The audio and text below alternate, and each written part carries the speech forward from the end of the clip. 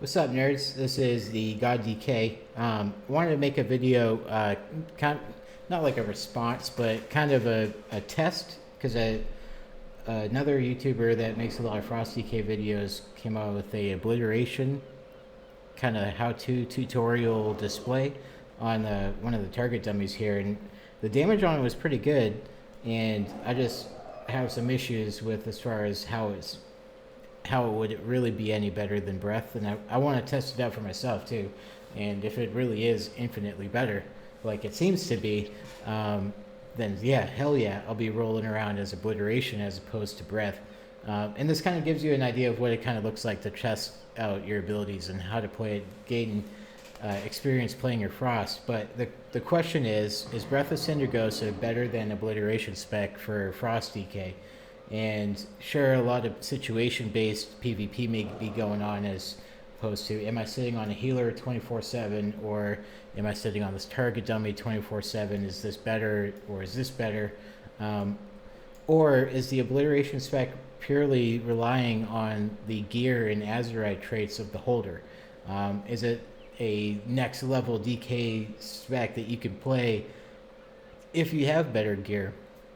So I'm curious. So he has, and his name is Hazzed Gaming. If you're not familiar with him, check out his videos. They're actually really interesting.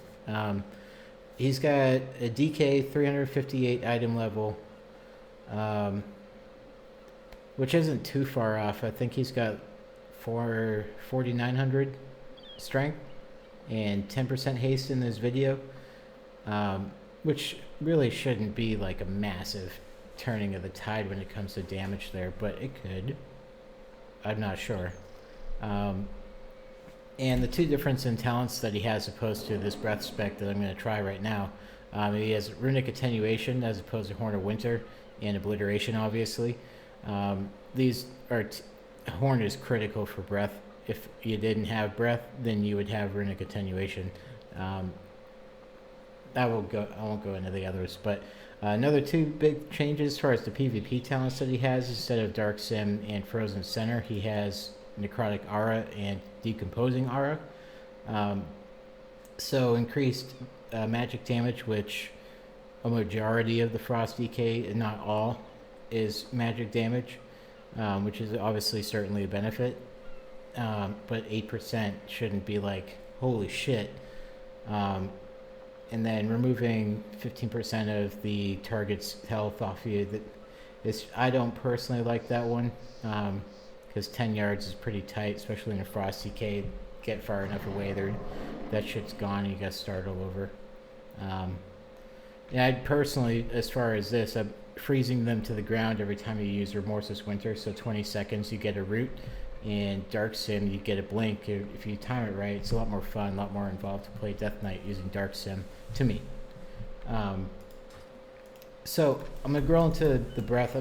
During this, I got my DPS meter over here, so I want to see if I can get past 15k with this gear, because I believe he hit 19k. Maybe I'll hit 16k, but this motherfucker, man.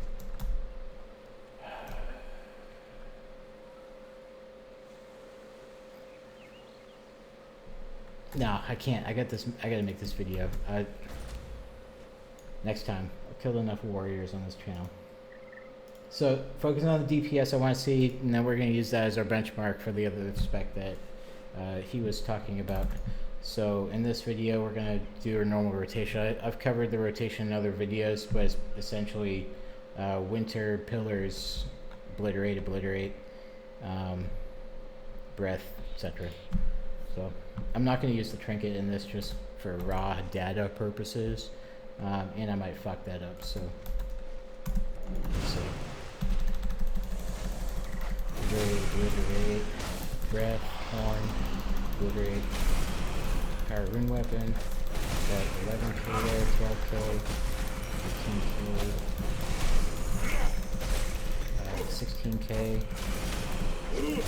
got my shit coming out. Frost Strike here because the Breath is dead.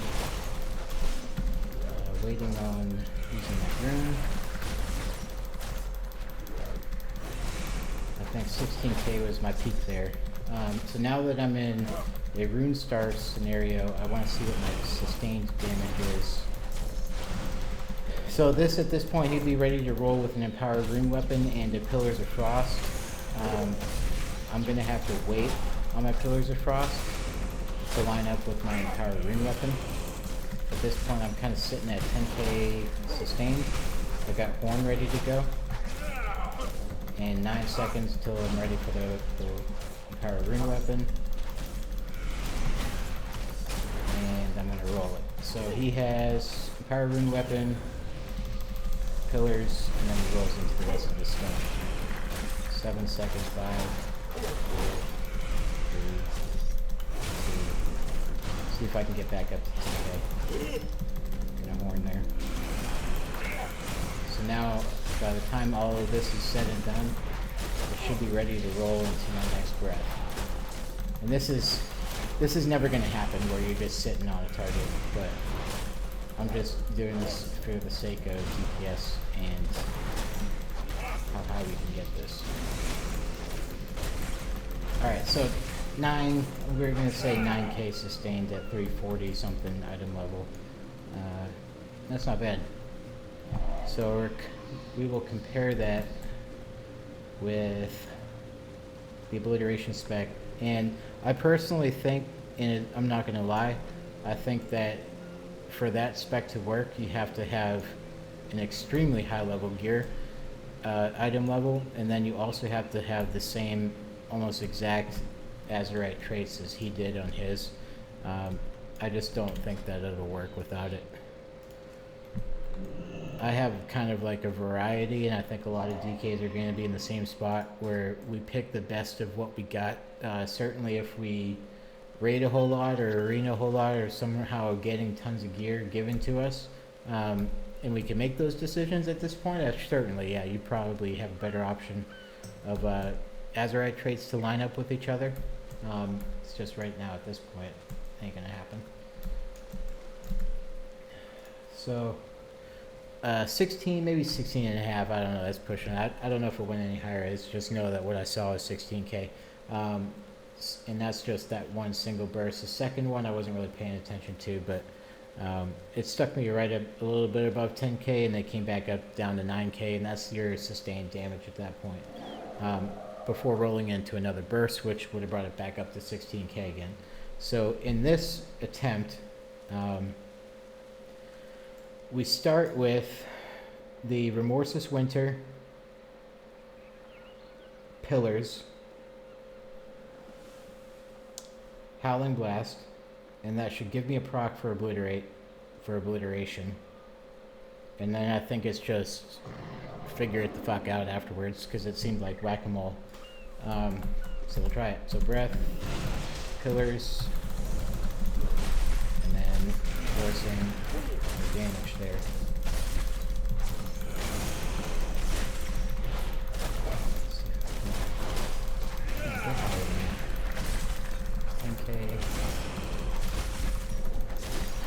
So really, one of the tough things is getting into that memory. So Pillars at this point is now over. So I'd be rolling into the second burst here shortly. So 10 seconds on that. And that would be that 15 seconds, so I've dropped down now to 8k. Alright, so I'm going to empower rune weapon, Pillars. Getting into that routine of blast, obliterate, is kind of tough. But I just can't seem to shake this 10k.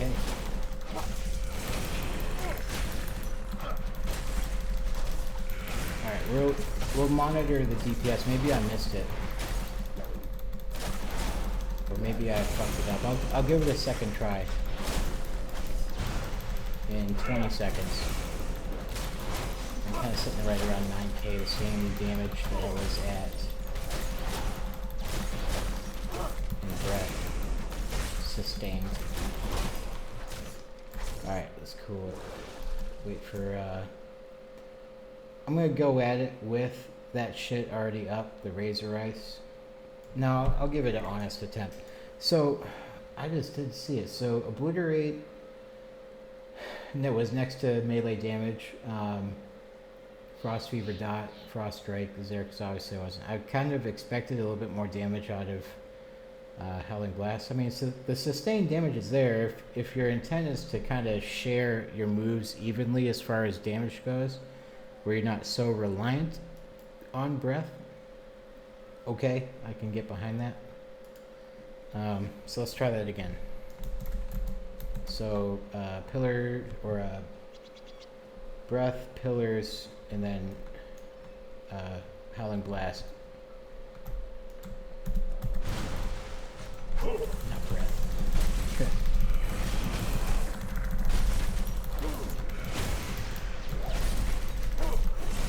11K. Okay.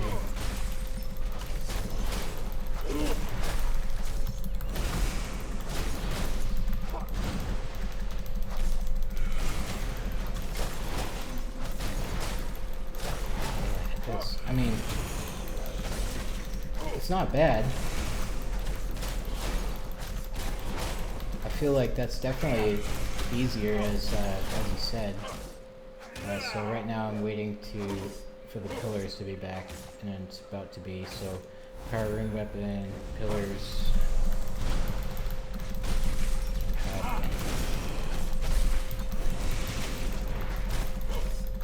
It's hard to get all this shit off at once without capping my rune of power.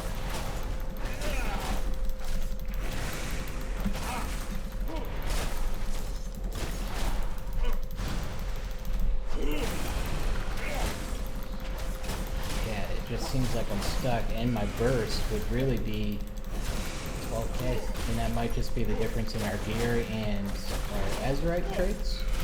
And I think that's the most important thing, that, I mean, you can roll up as a Frost DK with Breath Spec and push 15, 16k with 340 item level, but you can't do that in Obliteration Spec. So if that's the case, which I'm pretty sure it is that if you, oh dang, I hit 24k. If you were to, with the gear that you have and, well, that's really it.